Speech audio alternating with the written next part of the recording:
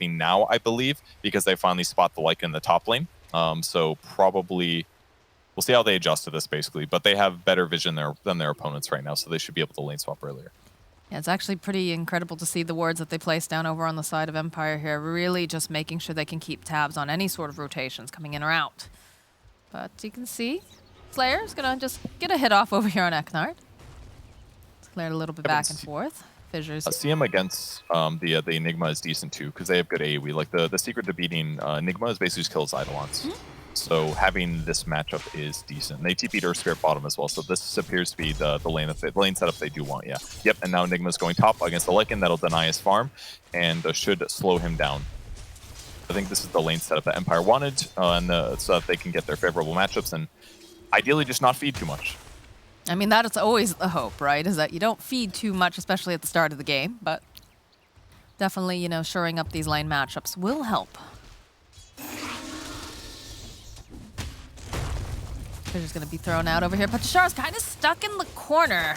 He's trying to just make his way through, and he's getting stuck on all these trees. He's gonna be our first blood. Slayer getting the first blood on the Death Prophet in the bottom lane. Yeah, maybe a mistake. I didn't see the lead up to it, but this is basically a double wave, and there's a tri-lane, and you'll let yourself get fissure block. It's not easy, of course. Maybe that's on Sayu to not get good vision of where the Earthshaker is standing, but a little rough there to get picked off right away, but not the end of the world. They'll get a little damage, kicked back over onto Palantimos. But again, how much can you really do here as the fissure comes out? Sayu's still trying to chip away here. Force out some of that regen on Palantimos. Be able to get the salve off. Bad so far. Yeah. Quap struggling a little bit in the mid lane. She missed a couple last hits from the first wave, and she's picking up a lot of sticky napalm charges, but now that she has a stick, she'll be able to dagger pretty much to her heart's content. Very unlikely that she dies here, but looks like things are more stabilized there. And then get another kill. Once again, looks like a fissure block, spells, and damage for Death Prophet to go down. 34 seconds until she can come back to the lane here, so she's gonna have to walk. This is getting a little bit rough. Enigma does shift towards the safe lane here to try to offset this tri-lane a bit, but so far, the tri-lane's going quite well for Unique. Nothing feels worse than making the walk of shame back to your lane. Yeah. But, you know. No way. And importantly, not only is he going to be late here, but if they do feel like they have to shift Enigma over here to offset this tri-lane, now this puts Lycan in a 1v1 versus Lifestealer. So he's just going to be completely happy, and they're going to have an off-lane Lycan that's over-farmed compared to a normal circumstance. So them getting these double kills on the Death Prophet, it puts them in a great spot on the Unique side. Is this the best move here, or would you rather that they put more pressure onto other lanes? Instead of rotating them down to the bottom. Enigma's kind of just jungling at this point. It looks like he's denying some range creeps as they come through, then he's jungling to help offset his levels, because him standing in the lane, I don't think really accomplishes that much either. Okay. They're kind of just in a weird circumstance. If they lane control really well and Unique, look at this, Death Prophet can't even come up, because if you get close to the wave, then you get fissure block, then they finally go for these kills on you. It's a scary place to be in. CM has completely full mana as well, plus boots already on Crystal Maiden, so I mean, they're just at a big disadvantage now in this lane setup. So Medusa's going to get free farm. The Lycan should do fine. He's at 13 and 3. This is looking good for Unique. Yeah, that's definitely not what you want to hear, that the cores on both sides are just having the time of their lives. And again, over in that mid lane, you know, Quap's holding her own against the Bat Rider, but going even here and losing the other two lanes doesn't feel good. Yeah, it does not feel good. We'll see if she can get the top rune. I guess she doesn't have her bottle yet, so it's not that big of a deal. It ends up being bottom. Arcane rune going to Bat Rider. Like, the mid rotations are certainly going to be a big deal. Quap is great at punishing tri-lanes in circumstances like this, because you just show up with level 6 and you blow up one, maybe two heroes. They're going to pressure Slayer a little bit here. Yeah, he's got the Frostbite, and he's got the follow-up here from Palantimo, so Sayu being a little bit off the mark with the initial roll, I think, was a bit of a problem. But the fissure, he is on the correct side of it. So he'll be able to walk away. Just a bit of skirmish back and forth. Pikachu's taking a lot of damage here. But there's 6 stacks of sticky over on Gwynblythe, so. Very patient by the Quap there. I thought he was going to blink away for sure when Firefly got used, but held it. Got the dagger off as Bat Rider ran away, and now, as a result, Bat Rider's really low on HP. It's going to cost him most of his bottle charges to go up to even. And because Quap has so much mana from all the sticky charges, she's just power spamming Shadow Strike. It does a lot of damage at 3 points. I think it's like 400 damage or something like that. So Bat Rider's going to be forced to jungle a little bit until the bounty runs. Another move over here onto Slayer, but not going to be able to do too much off of it. They'll turn back around with the Frostbite. Bignum rearing up here, does throw out the Fissure. Petashara, there's not much that he can do. Those forcing out those stick charges and the Fairy Fire.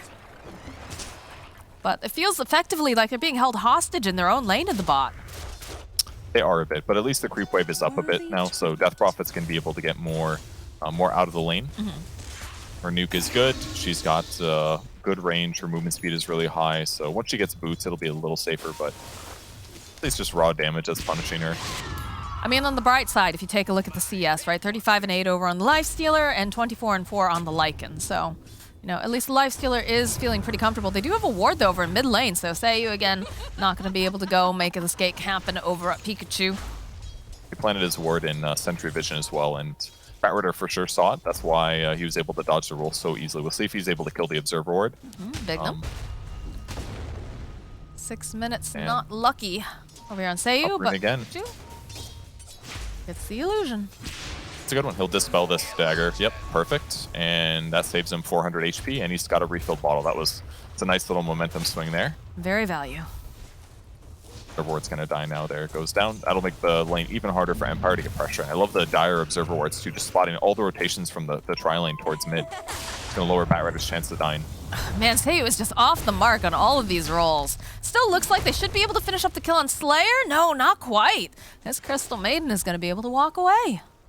Not his fault, though. Again, it's the vision. They saw him coming. He pinged it out. He knows that their opponents have vision. They're just going to need sentries to deal with this. There's another downside to being having this weird tri-lane setup, is that your net worth and your levels, everything gets a little bit wacky, and it puts you off your normal behavior. And as a result, it's going to take longer to get these D wards impossible than normal. So Seiyu's got good levels at least. He's level 4, but yeah, he would have loved to have some kills or assists under his belt.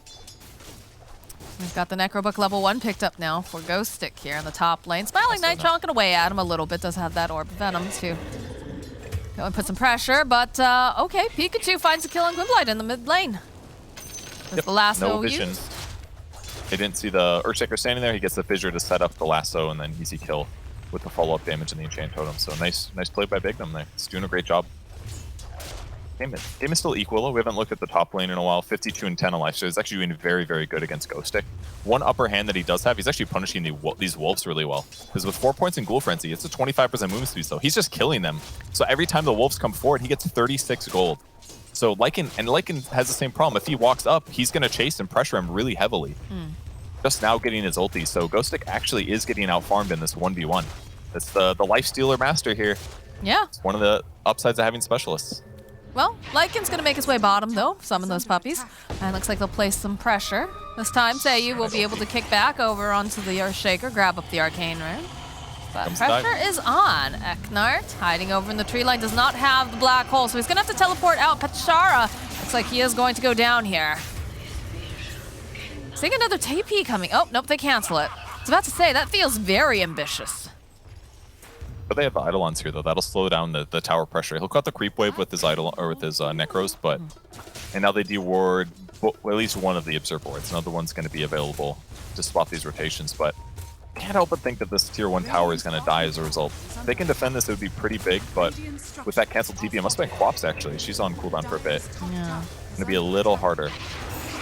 Come down. They need to take down these Necrobooks. They'll force them off, though. Okay. Defended. Not too bad. So what Lycan does at this time is normally he's going to jungle, but until he gets his ulti back up again, he's going to be pretty passive. On the upside for Empire, like they have no kills on the board, but Smiling Knight's been top this whole time, still getting free farm and pressuring his own tier 1 tower. That thing's almost dead already, and that was a solo hero contribution. So yes, they're getting kills on the board, but technically Empire's getting more out of this game right now with less resources. So well, I mean, it is called Defense of the Ancient, and the buildings are a big part of the objective to winning the game. So they take down the first tower for the side of Empire. So they make a couple of rotations around the map. You can see Palantimo's now in the mid lane. Pikachu's just backing off. Does have the Boots of Travel online, so he'll have more of a presence. Wow, exactly the same amount of time as the fastest. we're going to need more significant figures to know if it's truly... Can we get it down to the milliseconds, please? Blasso's gonna get used over here onto the Enigma. Bignum following up. Ghost Stick's nearby. They jump forward here. They'll use the Exorcism here. Petashara does get stunned up. Light is just taking a bath over here on the side. Gets the Sonic Wave off. Needs to be careful. These Necro Books are just chasing him down. He has no mana left. Pikachu is still alive here as Big Thumb does go down. Gonna have to bottle up. There's an Invis Rune, and I don't think they have the detection. So Pikachu's allowed to just disappear and walk away. Yep, little too fast there. Blink Strike was already used. Quap used all of her mana going in. Tough for them that they weren't able to get more kills than just the Earthshaker, but the really nice fissure basically separated most of the heroes. Batrider plays the cliff area while he runs away, and he's able to escape without too much danger there. Gotta be careful for Petichara on the offlane here. Lycan's got his ulti available. His Necro's almost dead though, so that's one upside.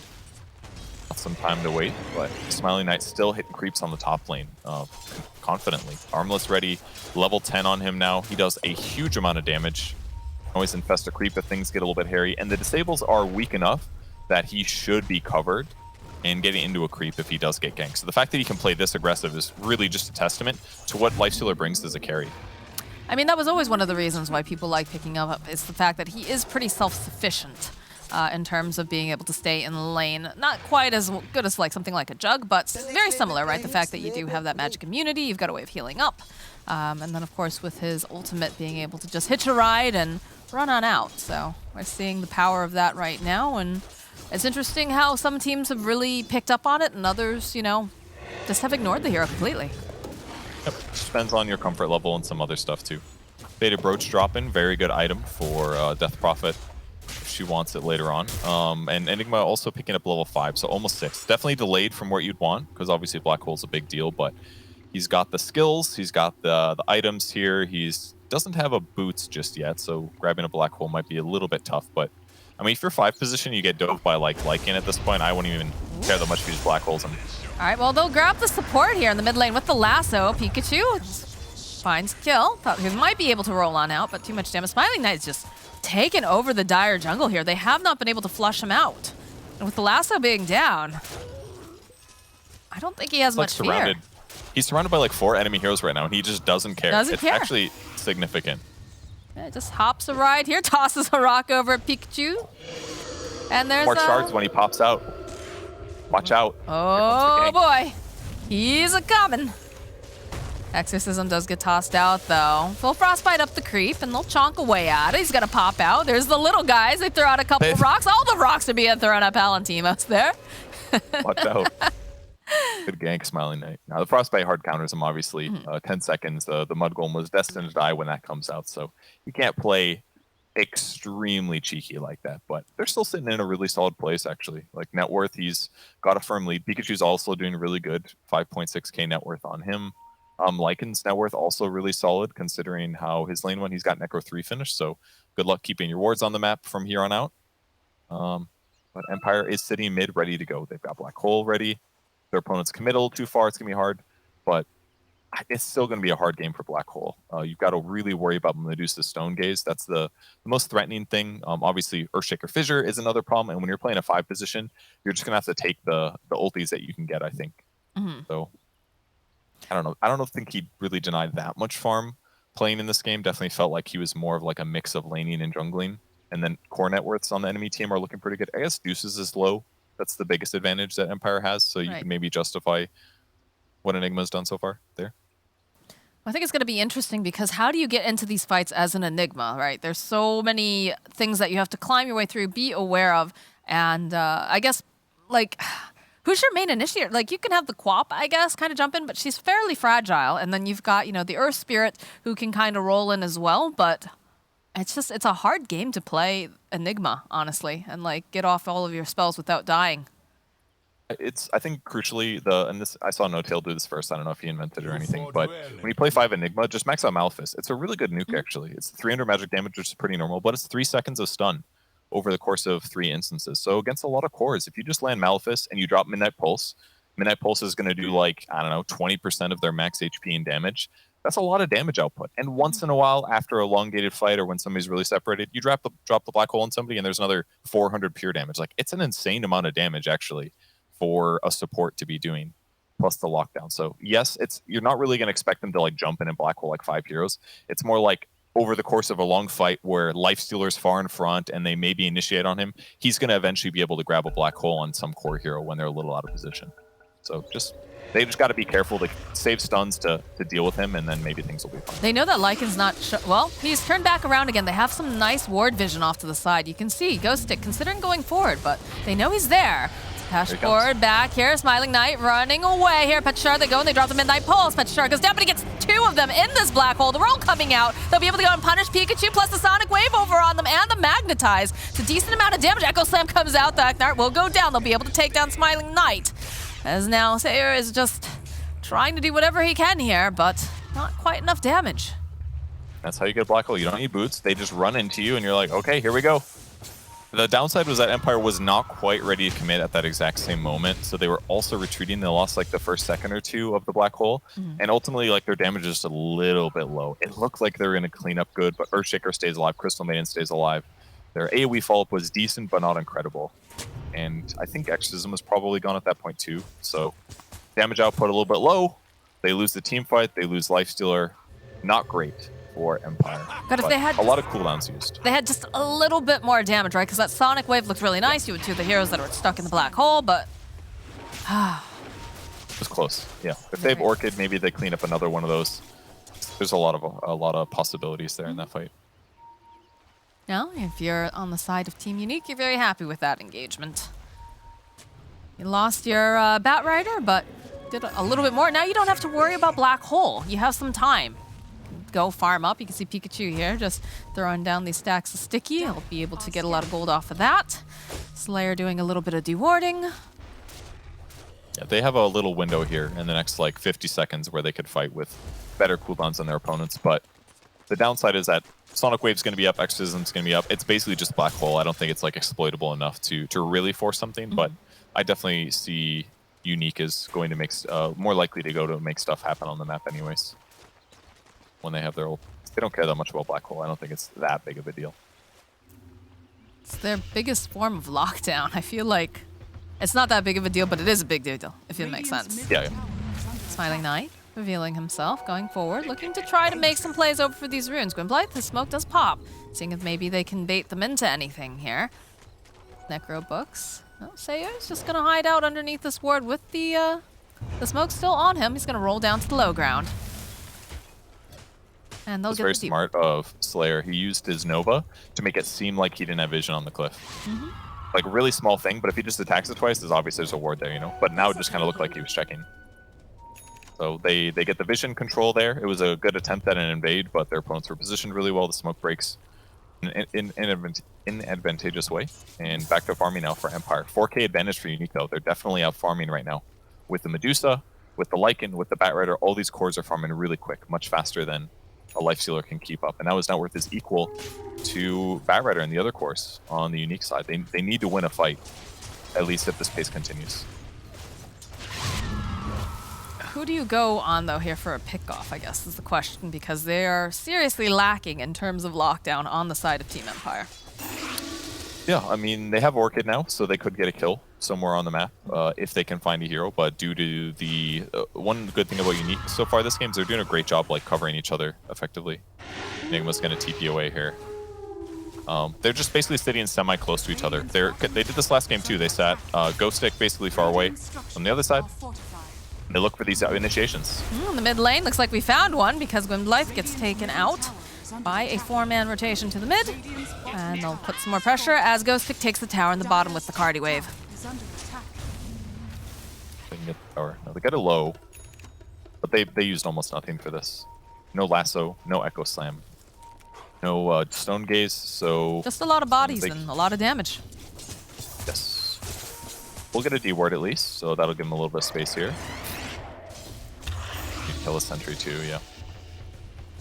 It's a little harder for them to get grabs. Like they don't have a Blink Dagger, right? So it's got to be like Earth Spirit rolling in, or I don't know. That's it. Earth Spirit rolls in, or that you'll set up on Death Prophet. A lot harder than Batrider or Earthshaker or Lycan. They have way more ways to go in. This feels like Unique's draft fits together a little bit easier than what we're seeing coming out from the side of Empire. Yeah. There is beauty in simplicity. Still trying to take this mid tower, though. They've done a decent job defending it. They've lost some people along the way, but still standing currently. But Ghost Stick really has the run of this whole bottom area. Yep. It reminds me of the Axe last game. Different player, different opposite team, but very similar maps. Very reminiscent of the previous match. So Medusa does try camp faster. Lifestealer is going Deso. He's not quite there yet, 100 gold away. So his raw damage is going to be huge. And a lot of the cores on the unique side are pretty vulnerable to all this heavy physical damage. Even Lycan. Lycan does need armor this game. Medusa is going to be survivable, but like everybody else on the unique side is going to take a lot of physical damage. If they get locked down by Black Hole and Lifestealers on top of him, he's going to start shredding heroes. You gotta have that lockdown, though. That is a bit of the problem here. Well, they go for the push here on middle tower. They'll drop the Midnight Pulse. They do take it, though. There it is. There's the Deso completed, but the Infest coming out, popping out again as they'll go. They'll kick back over on the Earth Spirit. Down he goes. The last one was just holding Smiling Knight into place. He's got to be careful. He doesn't have that rage up any longer. He's going to try to man fight a little bit because he knows he's going to go down, but he's just locked down too hard, Purge. It's a really cool play by Unique. They basically feinted that everybody was sitting behind Medusa. They got the ward dewarded by the CM, and then she backed up before she even killed the sentry. And because they got that ward, they said, guys, we can go do the next step, the next place where they're going to be. And they got there just in time. Infest came on Earth Spirit so that they could roll out, but they caught him in time. And it was all came down to that deward and then that quick movement that they made to get that kill. So more tempo. That's the enemy carry they just killed. And they didn't even commit anything really big other than Lasso and Echo Slam. And I guess, all right, they used a lot of their ultimates, but they got some crucial kills. Really nicely moving, very nice move and really high tempo. Got them that extra advantage. No, they're, you know, it feels like a little bit of a swap around. You know, we talked about game one, how Empire just played really, really nice. It wasn't that, you know, Unique was playing poorly, but this time around, Unique's making all the right moves. So some pressure placed in the mid tower here with the Exorcism. Gwynblight hiding behind the tree line here, waiting for anyone to show up. They aren't together just yet. Eknart is gonna go make himself some Eidolons, put the pressure down in the mid lane. Wolves scouting a little bit as Pikachu doesn't have the lasso up just yet. Does have BKB though. Smiling Knight walking forward here. He's gonna put some more Tessa. Down goes the tower. And it looks like they're gonna try to just walk away. Pikachu, he's got the Firefly up, spots out Eknart. Oh, Eknart, he's just too slow. Down he goes.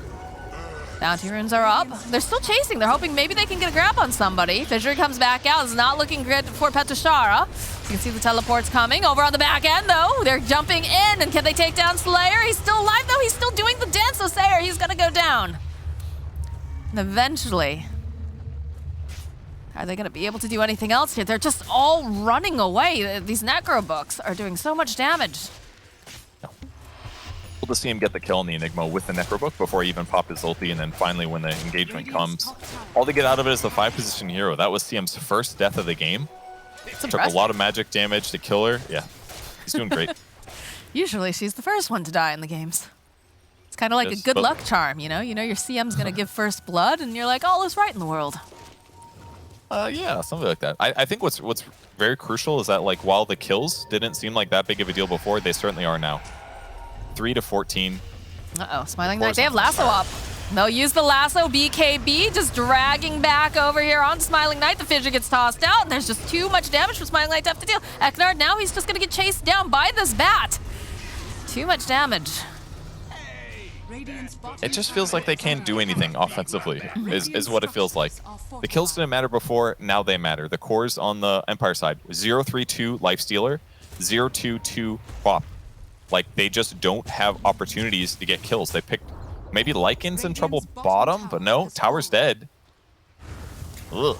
Yeah, it just feels like they got all this momentum and there's no way for Empire to kind of get back into it. Like, you know, it felt bad, right? The fact that Death Prophet just had a terrible laning stage and Gwynblight just hasn't had any chance to really go for any sort of gank moves, it feels like. Look at this. Slayer has no fear here. Got the Glimmer Cape on, just throws out the Frostbites, waiting for Bignum to follow up with a nice Fissure. Silence does get used over on the CM, but like, there's a problem when the position 5 CM feels that powerful that they can turn around. Does go for the ultimate here. Not gonna be able to quite get the kill on Glenbite, but it was enough damage to make him very nervous. The roll forward, they'll probably be able to get the kill on Slayer, but bouncing back here from Pikachu. He's got an Invis and he is dusted up though, so they might be able to go and get their revenge as Pikachu pops the BKB, tries to bottle up. Oh, of course they're from the Earth Spirit to save his core. What a bro. Sick. Mega Bro, dude. Batrider getting that kill would have been huge. 5-1 and 8 on him. That's like a level at least for Lifestealer. Huge block there. Really nicely done. Look at this. Like one more hit. Here comes the boulder. Bignum. Bignum God. The bodyguard. Oh. On the bright side, Empire is going to go into the Roche pit as a result. Big ultimates used. Earthshaker dead for 15. That's the guy they're scared about fighting into. Purge, look at the Crystal Maiden's net worth, and then look at the offlane Death Prophet's net worth. Oh no.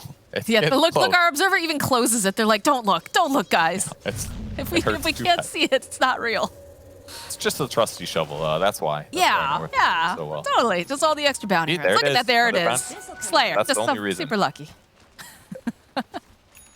Not dying, it has its perks. It does. For sure. It does indeed. Scotty's up now on Medusa as well. Great item. It's so good against Death Prophet this game. It's very good against Range Shears, very good against Queen of Pain. Good against Lifestealer too. It's looking like, do they go? Do they fit? Yeah, there it is. The fissure goes out. They'll get the kill on poor Seiyu. The flesh is weak. Ah, the shard once again paying off big time. 3.5 second stun. Oh, Eknart? BKB, the throwback over here as they go for the drag. There's just absolutely no black hole going off here. Petashara next to fall now. Smiling Knight, he's got to use the rage. He's got to run away. But look at this. Ghostic is so fast. It's only because he decides that he's got himself maybe another target that the Lifestealer is allowed to live right now. It looks really hard to play Enigma 5 against an Earthshaker, that's for sure. But there's got to be other components of it. We have seen this matchup before, I think. And the fissure is definitely really terrifying. It makes it really hard to ever commit your black hole, but I just feel like they're being outmaneuvered by their opponents. They don't have a lot of opportunities to get kills and things like that. Except for this one, getting ganked by a range creep. Turns around, he's like, oh, I was gonna go for that Crystal Maiden, but Palatimos is here. I don't know about that. Nope, I don't want it. No. He just Only has to attack him like 200 times to kill her with this range creep. Uh-oh. Oh, Smiling Knight, he realizes that he is in a lot of trouble. Gets off a couple hits on the Crystal Maiden. Fissure comes out, he's blocked in. They follow the Enchant Totem. Okay. Trying to just turn back around, tries to hit anything, tries to get away, and he's toggling. Needs to be careful though, because the Medusa's got the Stone Gaze. Looks like he's gonna be allowed to walk away here. Oh, very, very close though. I can't believe he's not dead. I thought that was gonna be a great Reddit moment, but no, he just sits in his little corner and toggles his armlet, stays alive. No Lasso to commit the kill. Okay. Well, they're still losing, but they haven't died. They're scanning. They're hunting.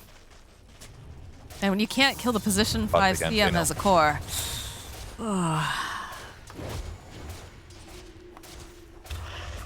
right. Well, throw out the Yules here. I don't know if you want this, guys.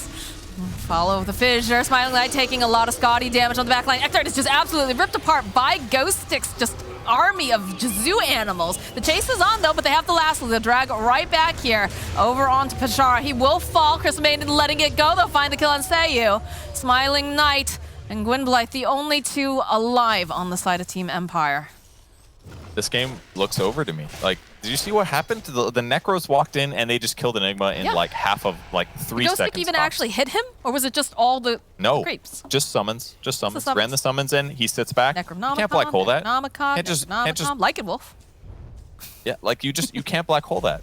And then even if there is a hero there, there's going to be a fissure. It just feels like they have no capability to initiate the fight. Oh my god. Juice is hitting Lifestealer. He just dies the Necros right away on the side. Quap is like blinking really defensively to get out of danger.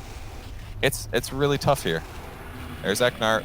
Yeah. 1, 2, just dead. Yeah. Just dead almost right away. But I mean, that's AC. It's also minus armor from Howl, so he had like minus 13 armor on him or something like that. He's only got 6+7 if he doesn't use Medallion defensively. I don't know about this, guys. Yeah, the Stone Gaze. Look at the teleports coming out. Fissure gets dropped over by Bignum. And Smiling Knight, he's still chasing. Where's your team, dude? You can't do this. Eknart's trying to follow up. He goes, oh god, I don't want to see these Necrobooks, these creeps. And they are chonking away over on the Medusa. They might be able to turn around, maybe get some more damage over here onto the bat. But look at the Smiling Knight. He's so far forward. He's just getting locked down here. He's tossed right back, and they just have so much damage. Aegis is going to go down. Over on the back line. These books are causing so many problems for Eknard. He's literally being chased by necro books, and he just dies to them. As over on the other side here, Medusa, now she's totally out of mana. They might be able to finally get the kill, but the Echo Slam comes off, and they take down Eknard, take down Zayu. Down goes Smiling Knight. Gwynblythe is hiding in the trees. Oh, Ghost Sticky was right next to him. He's getting a couple of these chomps off. They do have the blink. Palantimos does eventually fall. Here's Petushar chasing after Slayer. Pikachu will get the bounce back. Slayer's gonna be just fine as he throws out another hit, and down goes Petushar. That was some, yeah, the Lifestealer does not match up so well against Sedusa for many reasons here, and it's about to get worse when she finishes Butterfly, but minus armor is actually really bad against, generally, if going minus armor against Sedusa is not very good, and that's because Mana Shield takes away, absorbs damage before any like minus armor is taken into account, so the 30% remaining that's dealt, that's affected by minus armor, so you're basically, you're not getting as much value out of a Deso type build as you would normally. You kind of need just like overwhelming damage or mana drain to deal with Medusa really well. So that's kind of what we're seeing. Like the engagement circumstances for Empire, that's what we just saw. That's the best thing they can do. They have to run Lifestealer up in front to be the guy in the front doing stuff who's difficult to kill. And then they need to like find an opportunity to kill other heroes. But like it's just easier for a Unique to do the opposite. With Eidolons running in, with like Batrider finding a grab, with Earthshaker, Fissure comboing somebody. Like it's just so much harder for Empire to initiate competently. And their vision advantage is almost always going to be worse because there's a Necro 3 on the enemy team as well. Eknard isn't even allowed to participate in these fights. Like he has been run down by Necro Books and Wolves twice now. Like no one else really hitting him. It's just been the Necro Books. Like that feels so bad when your hero doesn't even feel like a hero. Definitely one of the nice things about Lycan here. Ghostek's been playing excellent, 7, 0, and 10. He doesn't get out of position really. Like he laned pretty fine. He's using his summons in the right place to stabilize for his team here. Look around for any funky items, but everything looks normal. 5-man smoke, and look who they found. It is a Smiling Knight. He's not going to be smiling after this. Look at this, too much damage, too much lockdown. They even go and use the Stone Gaze just in case anyone follows up. And just like that, there is no lifesteal. Look at Ghost. He's just sending the menagerie after Eknard here. Does have to be a little careful. He might have gone a bit too far, but look at the damage coming out. The Yules comes. Is Eknard? He's just dead again to the summons. Yep. Not much he can do there. Good luck. Guys, we've talked about not bullying. He is definitely bullying right now, but they follow up. They'll turn around. The TP coming out. It's going to be able to walk away as they turn back around. They have left behind this Medusa. Slayer goes down. Echo Slam followed up, though. It's beautiful. Eknard, he gets off the black holes over at the three of them. Can they turn this around? The ghosts, they're swirling around, though. They're dancing. Eknard goes down. They'll try chasing after Gwynblythe. He's got no mana there. That is a dead quap, and they just call the GG. They realize they can't do anything else in this game. Honestly, very reminiscent of the previous match we just watched, where one